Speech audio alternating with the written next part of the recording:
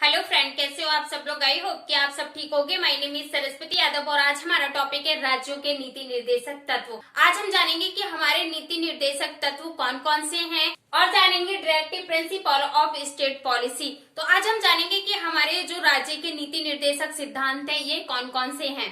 तो अगर हम राज्य के नीति निर्देशक तत्व की बात करें तो राज्य के जो नीति निर्देशक तत्व हैं ये संविधान के भाग 4 में जोड़े गए हैं या संविधान के भाग 4 में जोड़े गए हैं। और ये किस आर्टिकल में जोड़े गए हैं, किन किन आर्टिकलों में इसका विवरण किया गया है, तो आर्टिकल 36 से लेके 51 तक इनके बारे में चर्चा की गई है। आपने जो 14 से 35 तक आपने पढ़ा था कि हमारे जो मौलिक अधिकार है इनके बारे में पढ़ा था, क्योंकि हमने जो पढ़ा था अभी 35 तक हम आर्टिकल पढ़ चुके हैं कि हमारे ये किस किस आर्टिकल में क्या क्या बात कही गई थी। अब हम पढ़ेंगे आर्टिकल 36 से लेके 51 तक। तो अगर हम बात करें राज्यों की नीति, तो अगर हम राज्यों की नीति की बात करें तो नीति का मतलब है पॉलिसी। नीति का मतलब है पॉलिसी। नीति का मतलब है पॉलिसी। नीति का मतलब है पॉलिसी कि जैसे भी किसी भी राज्य में आपने देखा होगा कि तरह तरह की योजनाएं चलती रहती हैं। कभी क्या होता है कि टीकाकरण योजना या फिर मनरेगा योजना या फिर आंगनवाड़ी वर्कर जो आंगनवाड़ी होता है वो योजनाएं, तो ये किसके अंतर्गत आती है, तो यह राज्य के अंतर्गत आती है और इनको राज्य के द्वारा ही बनाया जाता है। तो हमारी जो पॉलिसी होती है ऐसी होती है, कुछ पॉलिसी तो ऐसी होती है जो सामाजिक एवं सामाजिक न्याय को ही बदल देती हैं है। और नेक्स्ट है हमारा निर्देशक।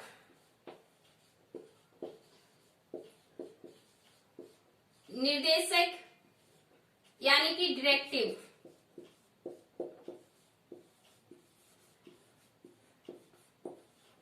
इसका मतलब है कि कुछ ऐसी पॉलिसी, इसका मतलब है कि जब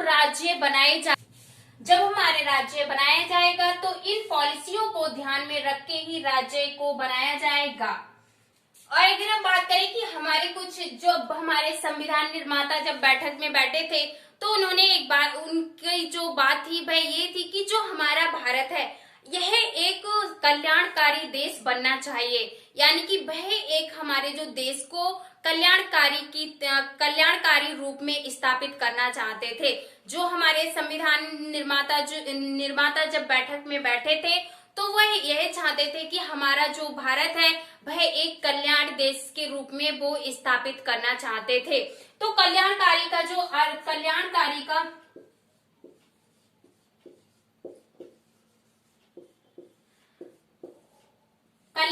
का मतलब जो हमारा देश है कल्याणकारी देश बनाना चाहते थे।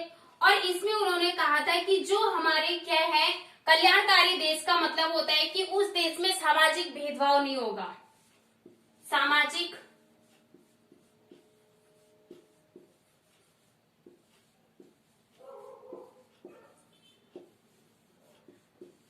सामाजिक भेदभाव नहीं होगा।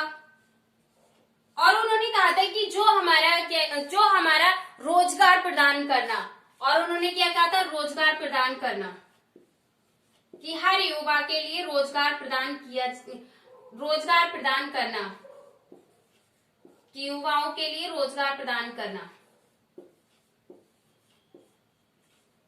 और नेक्स्ट उन्होंने उपलब्ध कराना, नेक्स्ट उन्होंने कहा था संसाधन उपलब्ध कराना।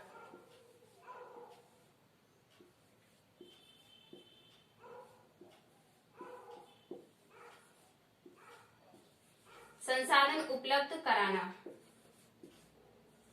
तो कल्याणकारी देश की क्या कल्याणकारी देश क्या होता है, तो कल्याणकारी देश में सामाजिक भेदभाव को मिटाने की बात कही थी उन्होंने। और उन्होंने कहा था कि हर व्यक्ति को रोजगार मिले।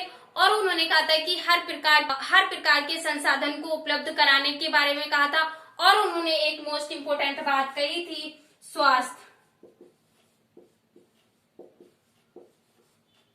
स्वास्थ्य सेवा प्रदान करना या कराना। तो हमारा जो भारत देश है यह एक कल्याणकारी देश है, क्योंकि हमारे देश में गवर्नमेंट हॉस्पिटल भी हैं और हमारे देश में ऑलमोस्टली की सभी प्रकार के संसाधन भी उपलब्ध हैं और रोजगार भी उपलब्ध है और सामाजिक भेदभाव भी नहीं है और स्वास्थ्य सेवाएं भी उपलब्ध हैं। तो हमारा देश क्या है, हमारा जो भारत है यह एक कल्याणकारी देश है। और हमारे जो संविधान निर्माता की जब बैठक हो रही थी तो उनका भी यही विचार था और उनकी यही कोशिश थी कि हमारा जो भारत है यह एक कल्याणकारी देश के रूप में स्थापित किया जाए। अब हम बात करेंगे कि हमारे जो राज्य के नीति निर्देशक तत्व हैं ये कहाँ से लिए गए हैं। तो देखिए हमारे जो राज्य के नीति निर्देशक तत्व हैं ये किस देश से लिए गए हैं, तो ये भारत शासन अधिनियम 1935 में इसमें क्या हुआ, एक अनुदेश पत्र में इन सिद्धांतों की बात कही गई थी या बात कही गई है। तो ये जो हमारे सिद्धांत हैं ये आयरलैंड के संविधान से लिए गए हैं और कब लिए गए, तो ये 1935 में भारत शासन अधिनियम के द्वारा ये लिए गए हैं। तो भारत शासन अधिनियम 1935 में एक अनुदेश पत्र था जिसमें क्या कहा गया था, जिसमें इन सिद्धांतों की बात कही गई थी। तो जो हमारे संविधान निर्माता हैं इनको यह बात बहुत पसंद आई उस पत्र की, तो इन्होंने आयरलैंड के संविधान से हमारे जो राज्य के नीति निर्देशक तत्व हैं ये हमारे संविधान निर्माताओं ने आयरलैंड के संविधान से हमारे जो राज्य के नीति निर्देशक तत्व हैं ये आयरलैंड के संविधान से लिए गए हैं। आप जो हमारे नीति निर्देशक तत्व हैं इनको हाई कोर्ट या फिर सुप्रीम कोर्ट में आप इनको लेके योग्य बाध्य या फिर इन्हें चैलेंज नहीं कर सकते हो कि ये हमारे राज्य में ये नहीं हो रहा है और मुझे ये नहीं मिल रहा है, क्योंकि ये हमारा जो होता है राज्य करती है। इसको हाई कोर्ट और सुप्रीम कोर्ट से कोई मतलब नहीं होता है। तो ये क्या है, लागू नहीं होते हैं।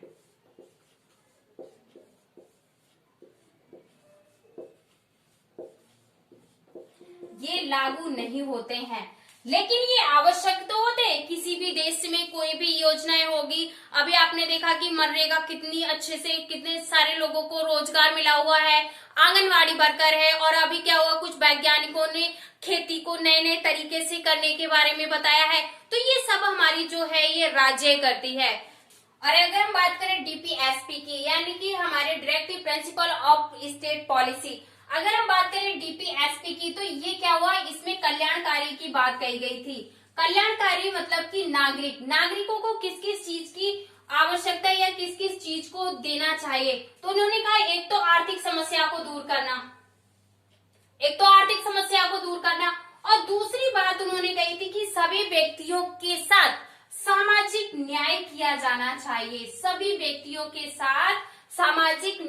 जाना चाहिए। थर्ड बात इसमें कही गई थी कि इसमें राजनीतिक न्याय किए जाना चाहिए, यानी कि किसी के भी साथ राजनीतिक और सामाजिक भेदभाव नहीं होना चाहिए। तो ये वेरी वेरी मोस्ट इम्पोर्टेंट है। और यहाँ से अभी कुछ दिन पहले जो फायरमैन का एग्जाम हुआ था उसमें यहाँ से एक क्वेश्चन पूछा गया था कि हमारे अभी जो फायरमैन का जो एग्जाम हुआ था उसमें पूछा गया था कि सामाजिक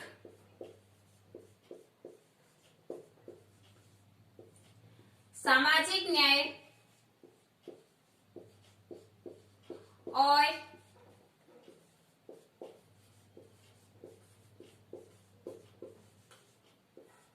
राजनीतिक न्याय की बात किसमें कही गई है या किसमें की गई है।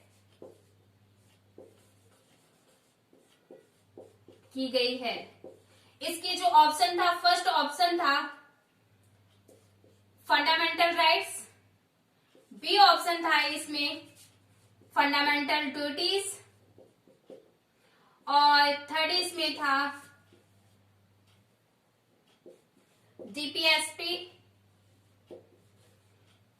तो इसका जो एक ऑप्शन कुछ और था, तो इसका जो राइट आंसर है वह है डी, यानी कि हमारे जो सामाजिक न्याय और राजनीतिक न्याय की जो बात कही गई है वह कही गई है डीपीएसपी में, यानी कि राज्य के नीति निर्देशक तत्वों में हमारे सामाजिक और राजनीतिक न्याय की बात कही गई है। राजनीतिक न्याय अगर यहाँ पे प्रस्तावना दिया हुआ होता तो प्रस्तावना में हमारे सामाजिक न्याय और राजनीतिक न्याय की बारे में बात कही गई है।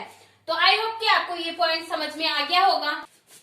और अगर हम बात करें आर्टिकल 36 की, तो आर्टिकल 36 में राज्यों की परिभाषा के बारे में बात कही गई है। ये जो परिभाषा है ये आर्टिकल 12 में परिभाषा दी गई है, वही आर्टिकल 36 में सेम वही परिभाषा दी गई है।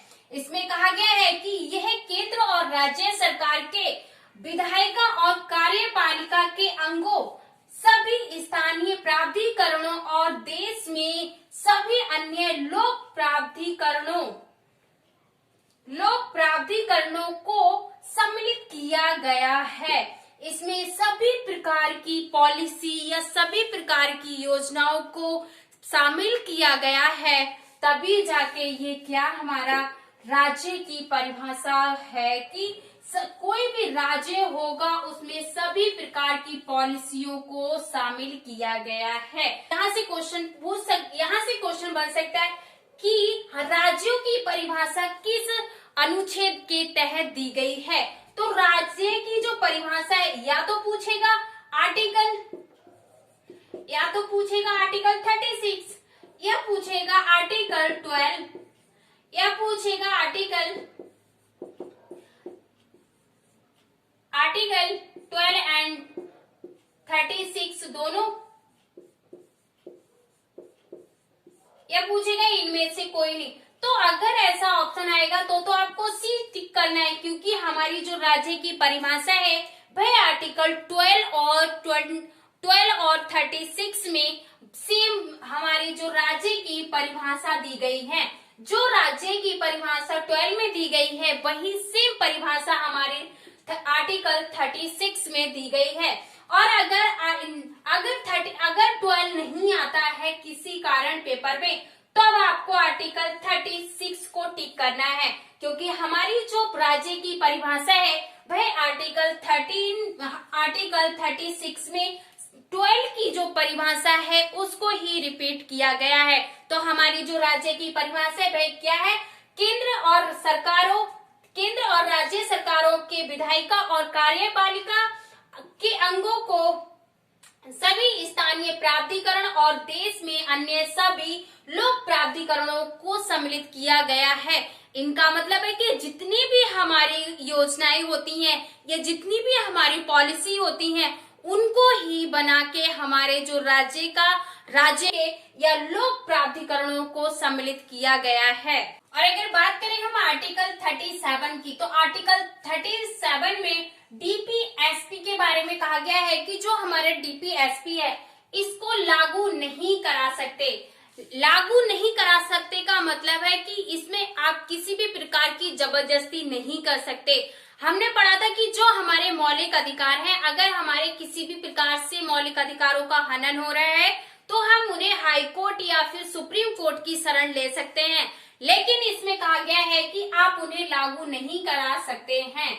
तो जो हमारे डीपीएसपी हैं इनको हम किसी भी तरीके से जबरदस्ती नहीं कर सकते हैं और ना ही इनमें कोई रिट जारी की जा सकती है। हमने जब फंडामेंटल राइट्स पढ़े थे तो उसमें 5 प्रकार की रिट जारी की जाती है, लेकिन जो हमारे डीपीएसपी है इसमें किसी भी प्रकार की कोई भी रिट जारी नहीं की जा सकती है।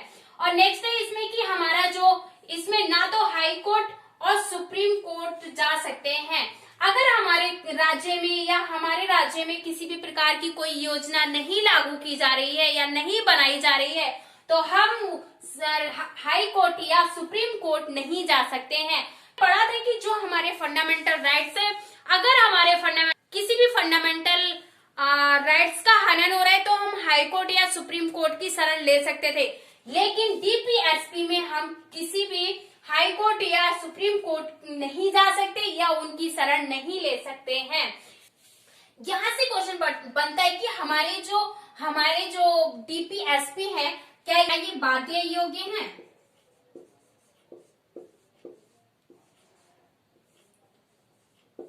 बाध्य योग्य है?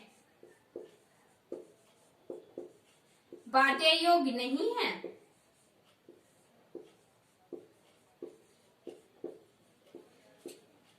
या फिर ये दोनों?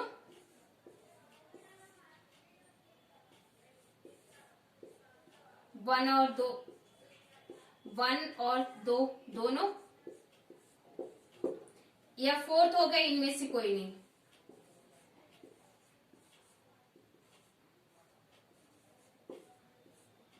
इनमें से कोई नहीं।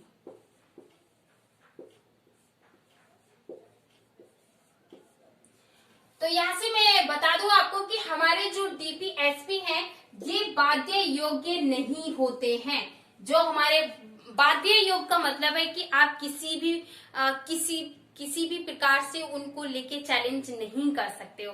तो हमारे हम अपने फंडामेंटल राइट्स में बाध्य योग्य थे, हम उनमें चैलेंज कर सकते थे।